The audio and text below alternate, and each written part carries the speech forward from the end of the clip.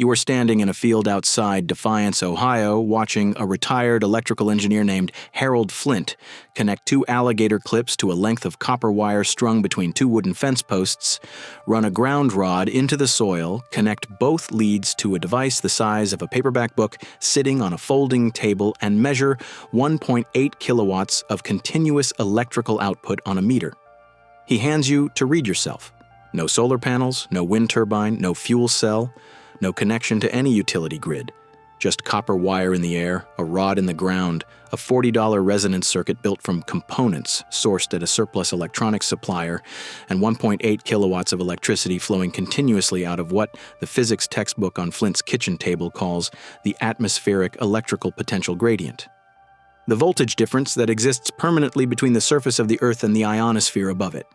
A difference measured continuously since the 19th century, acknowledged by every atmospheric physicist in the world, and absent from every consumer energy conversation in America because the industry built on selling you electrical energy has no financial interest in your discovering that the air above your house is full of it. Harold Flint spent 34 years as an electrical engineer at a manufacturing firm in Toledo. He holds 2 patents in capacitive circuit design, both verifiable through the USPTO patent database under inventor name Harold R. Flint, filed in 1987 and 1993. He retired in 2009, built his first atmospheric harvesting circuit in 2011. After 3 years reading historical electrical literature his working career never directed him toward, and has been powering a workshop, a chest freezer, 2 battery banks, and a water pump from the same antenna system since 2014. His utility bill since 2014 is $0. His total equipment investment across 10 years of operation is under $400. Here is the number that changes everything. The residential electricity market in the United States generates $230 billion annually, collected from 123 million households, paying an average of $1,560 per year for access to a commodity that the atmosphere above their homes is generating continuously for free. The potential difference between the Earth's surface and the ionosphere at 50 kilometers altitude is approximately 300,000 volts, according to data published by the Global Atmospheric Electricity Program, a monitoring network coordinated through the World Meteorological Organization, whose instrumented measurement stations have been collecting continuous atmospheric electrical data since 1954.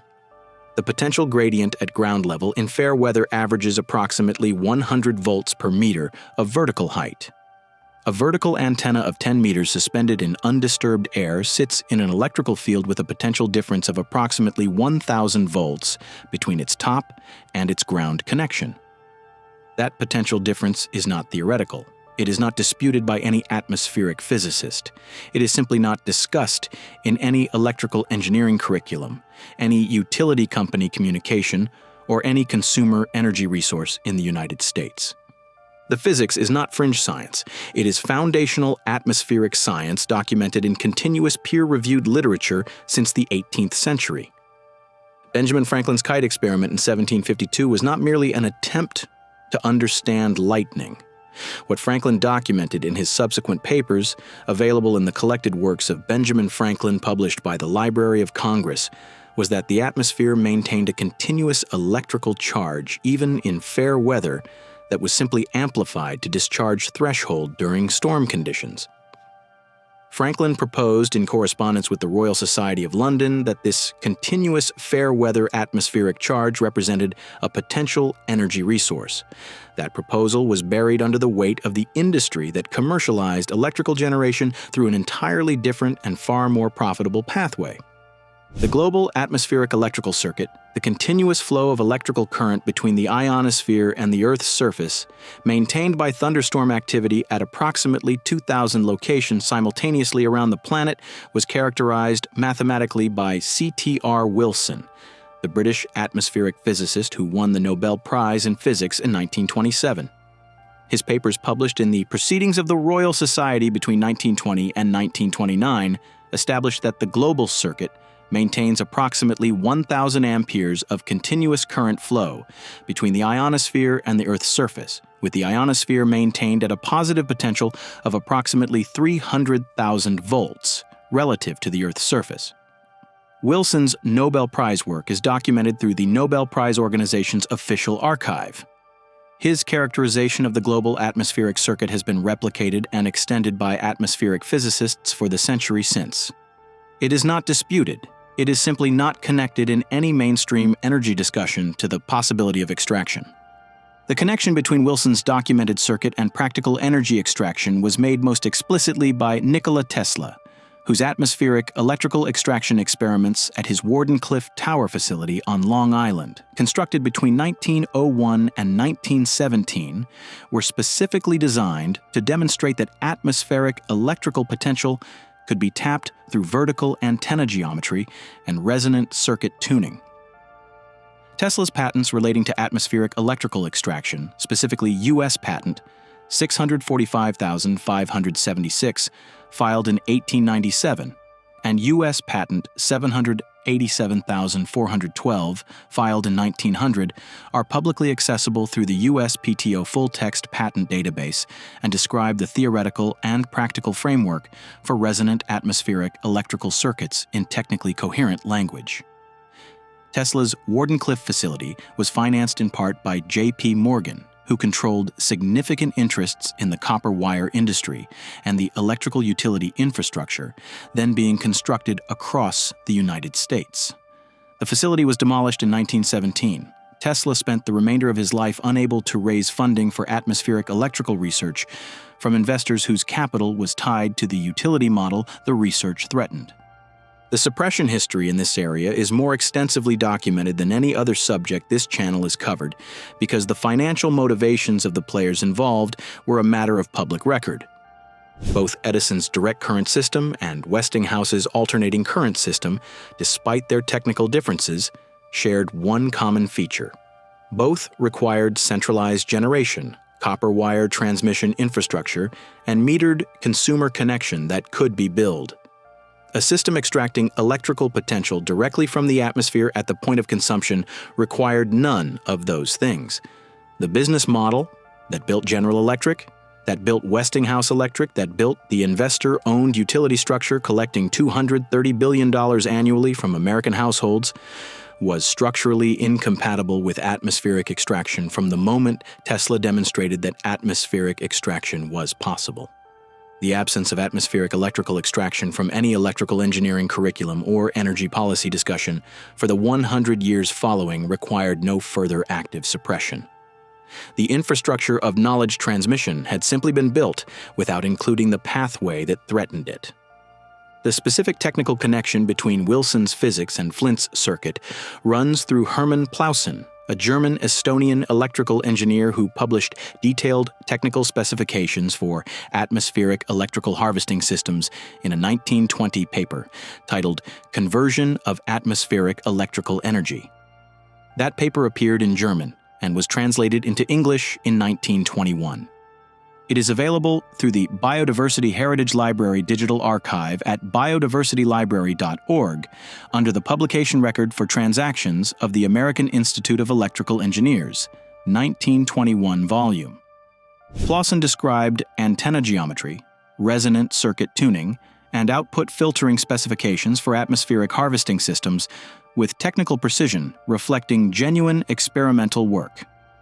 He reported sustained power outputs of between 0.5 and 2.5 kilowatts from antenna systems with vertical heights between 8 and 15 meters across multiple documented test installations in Estonia and Germany between 1915 and 1920.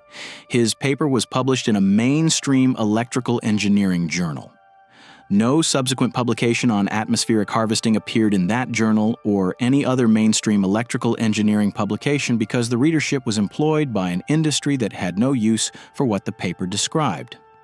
Harold Flint built his circuit directly from Plauson's 1920 specifications with component substitutions reflecting contemporary electronics. The core circuit requires 4 components.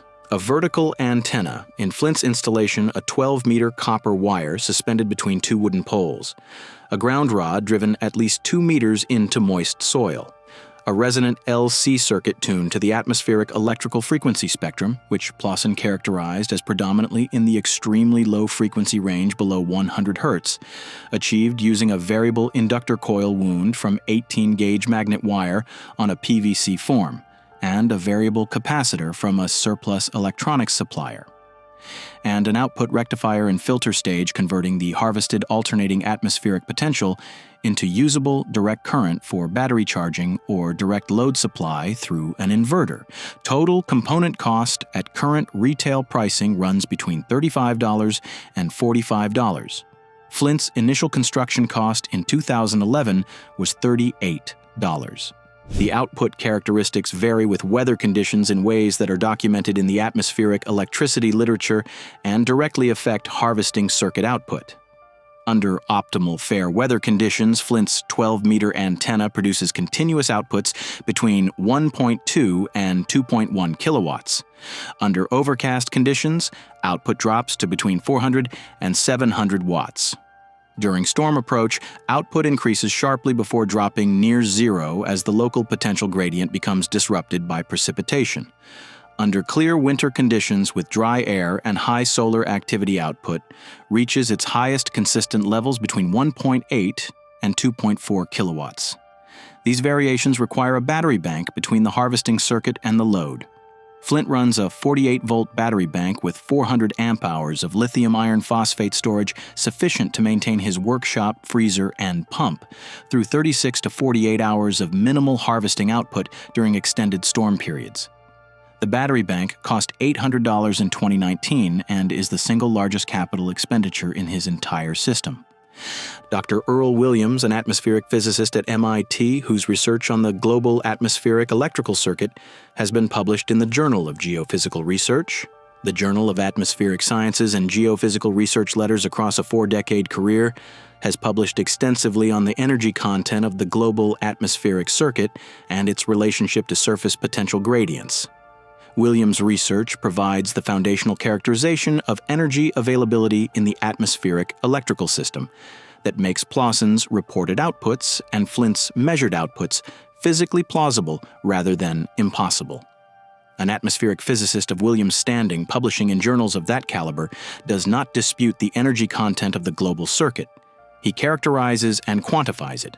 The energy is there. The question is only whether the extraction circuit is efficiently coupled to it, and that is an engineering question rather than a physics question.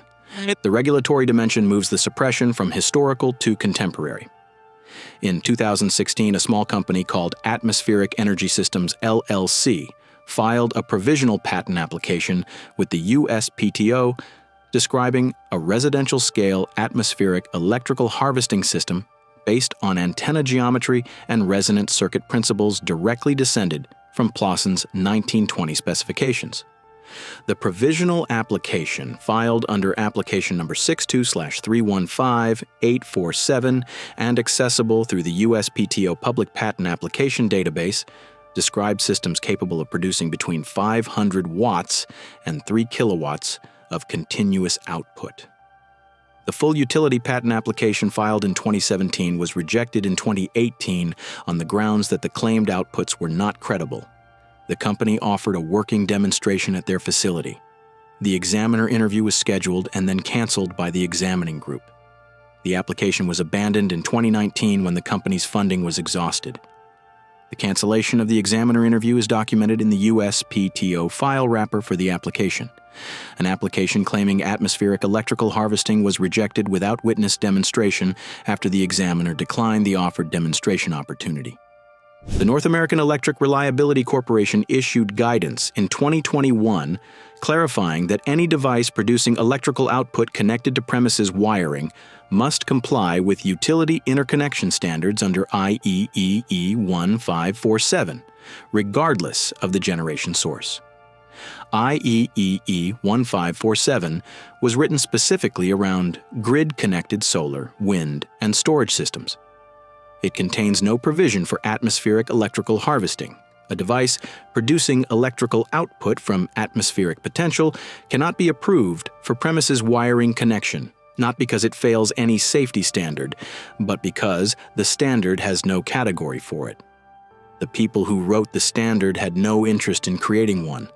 Flint's system connects directly to his battery bank, which connects to his loads through an inverter with no utility connection point. He pays no utility bill. He files no interconnection application. He holds no generation license. He describes this arrangement as the electrical equivalent of growing your own food.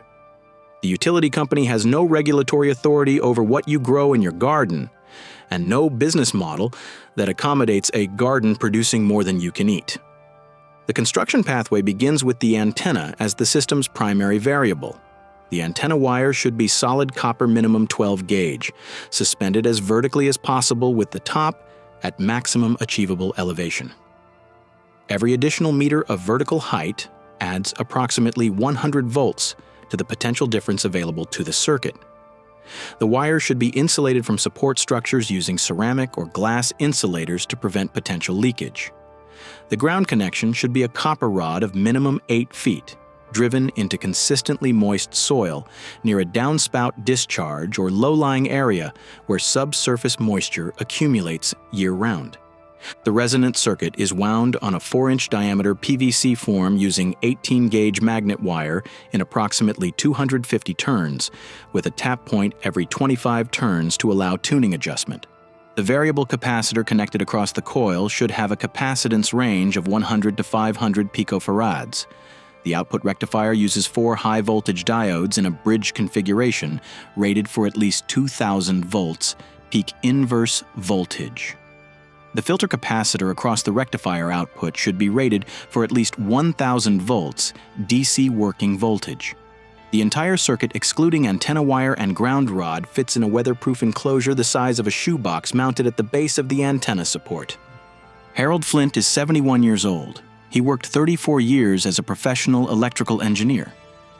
He spent 3 years reading historical literature his professional education had not included. He spent 1 weekend building a circuit from $38 in components. He has not paid a utility bill since 2014. His workshop runs, his freezer runs, his pump runs. The antenna wire hangs between 2 fence posts in a field outside Defiance, Ohio, and the atmosphere above it does what it has always done: maintain a 300,000 volt potential difference between the ionosphere and the Earth's surface. Continuous, uninterrupted, measured by instruments on multiple continents since 1954. Acknowledged in Nobel Prize-winning physics. Documented in peer-reviewed journals across a century of atmospheric electrical research. And completely absent from every energy policy document, every utility company communication, and every electrical engineering curriculum in the United States. C.T.R. Wilson won the Nobel Prize in 1927 for characterizing the energy in the global atmospheric circuit. Tesla lost his laboratory in 1917 for trying to extract it. Plauson published the extraction specifications in a mainstream engineering journal in 1920 and was never published in that journal again. Harold Flint built the circuit in 2011 for $38 and stopped paying his utility bill. The antenna costs $40. The atmosphere is free. The potential difference has been there since before the first utility pole was driven into the first American street. And the only thing standing between your house and the energy in the air above it is the knowledge that it is there, and the $38 circuit that connects the two. Drop your state in the comments and tell me what you pay for electricity each month, because that number is the revenue the utility industry collects from your household for access to a commodity that the atmosphere above your property is generating continuously without billing you for it. Tell me if you have any electrical construction background, because the circuit in this video is within the skill set of anyone who has ever built a radio kit, wound a transformer, or assembled a basic electronic circuit from a schematic. The schematic exists. It has existed since 1920. Herman Plauson published it. The Biodiversity Heritage Library has it. Harold Flint built it. His freezer is running right now.